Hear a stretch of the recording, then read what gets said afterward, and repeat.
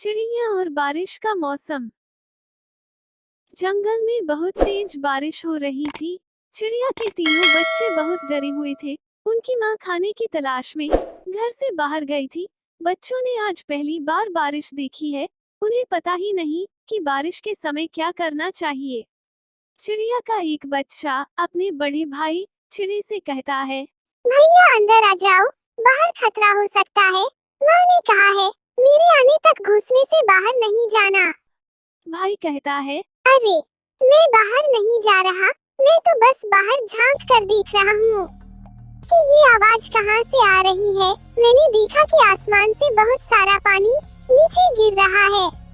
छोटा चिड़ा भाई कहता है, कुछ भी हो भैया, लेकिन तुम माँ के आने तक बाहर मत जाना। टीलू अपने दोनों भाइयों से बड़ा और समझदार था। उस पर अपने छोटे भाइयों की देखरेख करने की जिम्मेदारी थी। वो तीनों अपनी माँ का इंतजार कर रहे थे। इधर लाडो चिड़िया, जो अपने बच्चों के लिए खाना लाने गई थी, बारिश की वजह से रुक गई और बारिश से बचने के लिए पेड़ की डाली पर बैठ गई। उसे भी अपने बच्चों की चिंता हो रही थी। मन में सोच रही थी, मेरे बच्चे ठीक तो होंगे। बारिश शुरू हुई भी बहुत समय हो गया है। मुझे जल्द से जल्द अपने बच्चों के पास जाना होगा, वो बहुत डरे हुए होंगे। बारिश रुकने का नाम नहीं ले रही थी। कालू कौवा तेज बारिश में अपने घोंसले की तरफ जा रहा था। तभी अचानक उसे लाडो चिड़िया एक पेड़ पर दिखाई देती है। वो उसके पास चला जाता है और पूछता है, अरे लाडो, तुम यहाँ? तुम अभी तक घर नहीं गए। इसका मतलब तुम्हारे बच्चे घर में अकेले होंगे। लाडो उदास आवाज में कहती है। हाँ कालू भैया, मुझे मेरे बच्चों की बहुत चिंता हो रही है। कौवा उससे कहता है, लाडो, मैं तुम्हें डराना नहीं चाहता, पर ये तुम्हें बताना बहुत जरूरी है। सुना है एक खतरनाक चीलों का झुंड हमारे जंगल में घुस आया है। लाडो कहती है, हाँ कालू भैया, मुझे ये बात पता है। जब मैं कल बुलबुल चिड़िया के घर गई थी, तब मैंने देखा कि एक चील बुलबुल चिड़िया के बच्चों को खा रहा था। बुलबुल घर पर नहीं थी, एक बच्चा जीवित था। मैंने उसे बचाने की ठान ली। तब मैं उस चील के पास चली गई और मैंने उससे कहा, अरे ओ चील, छोड़ इन बच्चों को, नहीं तो तेरा बहुत बुरा हाल होगा। और फिर चील को गुस्सा आ गया और वो मुझसे कहने लगा, अरे ओ चिड़िया, तुम्हारा दिमाग तो ठीक है ना? भाग यहाँ से। अगर मेरा पेट भरा हुआ नहीं होता तो मैं तुम दोनों को भी खा जाता।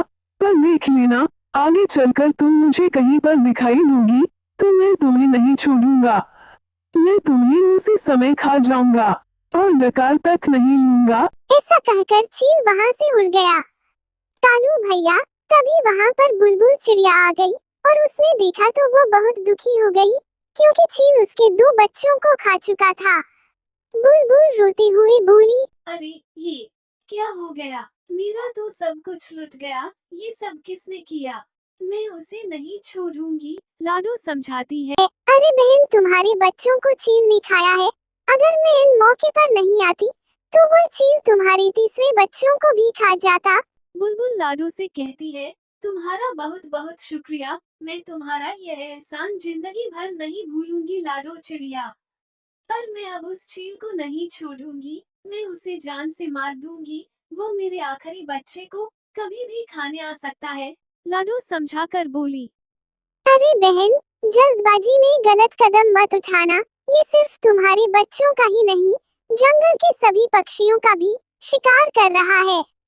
उसे हमें झांसे में फंसाना होगा और फिर उसको उसके किए की सजा देंगे। बिना सोच विचार किए जल्दबाजी में फैसला लेना गलत बात है। बुलबुल रोते हुए बोली, ठीक है बहन, मैं कोई सा भी गलत कदम नहीं उठाऊंगी। लाडो कौवे को ये सारी बातें बता रही थी। कौवा लाडो से कहता है, अच्छा, तो ये हुआ था। बुलबुल चिड़िया के साथ तो बहुत बुरा हुआ। हम उस चील को तो क्या, बाकी सारे चीलों को भी नहीं छोड़ेंगे। हम उन सबको जंगल से खदेड़ देंगे। तुम जल्दी घर जाओ लाडो। लाडो कहती है, हाँ कौवा भैया, बारिश रुके या ना रुके, मुझे कैसे भी करके बच्चों के पास जाना होगा। कौवा कहता है, ठीक है लाडो, मैं चलता हूँ। कालू कौवा वहां से निकल जाता है। बारिश बहुत तेज थी। खुद की जान की परवाह ना करते हुए लाडो तेज बारिश में अपने बच्चों की तरफ निकल पड़ी। बारिश की वजह से उसे उड़ने में दिक्कत हो रही थी। उसके पूरे पंख भी भीग चुके थे, फिर भी वह रुकने का नाम नहीं ले रही थी। उसे अपने बच्चों के पास जो जाना था वही किसी पेड़ पर एक चील और दो उल्लू बैठे हुए थे, जो लाडो को देख लेते हैं। चील कहता है, वो देखो, अपना शिकार खुद चलकर हमारी तरफ आ रहा है। तेज बारिश में इसे खाने का बहुत मजा आएगा। उल्लू कहता है, अरे दोस्तों, मेरे पास तो मिर्च मसाला भी है। उस चिड़िया को खाकर हम तीनों का पेट भर जाएगा। लाडो इस बात से बेखबर थी कि जहां से वह जा रही है वहां पेड़ पर चील है। चील उसे आवाज देता है, एक चिड़िया, रुक जाओ, इतनी तेज बारिश में कहाँ जा रही हो? लाडो चिड़िया शिकारी चील को देखकर बहुत डर जाती है, पर लाडो बहुत ही होशियार और समझदार थी। उसने चील का सामना करते हुए कहा, जी जी जी, वो मैं अपने घर जा रही थी। चील कहता है, ऐसे कैसे जाओगी? अब तुम हमारे इलाके में आ चुकी हो। तुम अपने घर जाने के बजाय सीधा हमारे पेट में जाने वाली हो। उनकी यह बात सुनकर लाडो डर जाती है। उसे कुछ भी समझ नहीं आ रहा था कि वो क्या करे। तभी लाडो के मन में एक आइडिया आता है। सोचती है कि मुझे कैसे भी करके इन सब से छुटकारा पाना होगा। फिर लाडो बोली, अरे भाइयों, तुम मुझे कैसे खा सकते हो? मुझे पहले से ही खाने के लिए किसी ने रिजर्वेशन कर रखा है। चील हैरान होकर कहता है, क्या? ऐसे कैसे? कौन है वो जो हमारे होते हुए भी खाने के लिए रिजर्वेशन कर रखा है? लाडो कहती है, वह कोई और नहीं, मेरे खुद के पति है, जो कि एक चील है। मैंने जन्म भर उनकी सेवा की, 3 प्यारे प्यारे बच्चे दिए, फिर भी वो मुझे खाना चाहता है। चील हैरान होकर बोला, क्या कोई खुद की बीवी को खा सकता है भला? कौन अपनी बीवी को खाना चाहेगा, जंगल में इतने सारे पंछी होते हुए? लाडो कहती है, हाँ भैया, कोई नहीं चाहेगा, पर मेरा पति चाहता है। यही नहीं, उसने मेरे तीनों बच्चों को भी खा लिया है। अगर तुमने मुझे खा लिया, तो वह तुम्हें नहीं छोड़ेगा। मुझे खाने का हक सिर्फ उन्हीं का है। चील गुस्से में आ जाता है और कहता है, किसकी इतनी हिम्मत है जो हमसे टकराएगा? लाडो बोली, अगर हिम्मत है तो चलो मेरे साथ, मेरे पति के पास, एक बार लड़कर भी देख लो।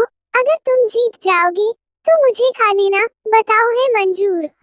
चील शान से बोला। हाँ हाँ, चलो, हम देख लेंगे उसको। लाडो चिड़िया निकल पड़ी उस शिकारी चील की तलाश में जिसने बुलबुल चिड़िया के बच्चे खाए थे। लाडो चिड़िया आगे आगे और शिकारी चील उसके पीछे पीछे उड़ रहा था। आखिर लाडो चिड़िया उन्हें लेकर शिकारी चील के इलाके में आ ही गई। वह चील वही पेड़ पर बैठा हुआ था जिसने बुलबुल के बच्चों को खाया था। वह लाडो को अपनी तरफ आते देखता है और कहता है, अरे ये चिड़िया तो मेरी तरफ ही आ रही है। कल तो ये मेरे हाथ से छूट गई थी, पर अभी मुझे बहुत भूख लगी है। मैं इसका शिकार करके इसे खाऊंगा। लाडो जिस चील को साथ लाए थे उससे कहती है, तुम यहाँ पर ही रुको। अगर उसने तुम्हें देख लिया, तो वह सरपट हो जाएगा। मैं अकेले अकेले आगे जाती हूँ। जब वो मुझ पर हमला करे, तो तुम जल्द से वहाँ पर आ जाना। लाडो चिड़िया उन्हें वहां पर छोड़कर चील के पास जाती है। फिर उसे देखकर कहता है, अरे वाह, आज शिकार खुद चलकर मेरी तरफ आ गया।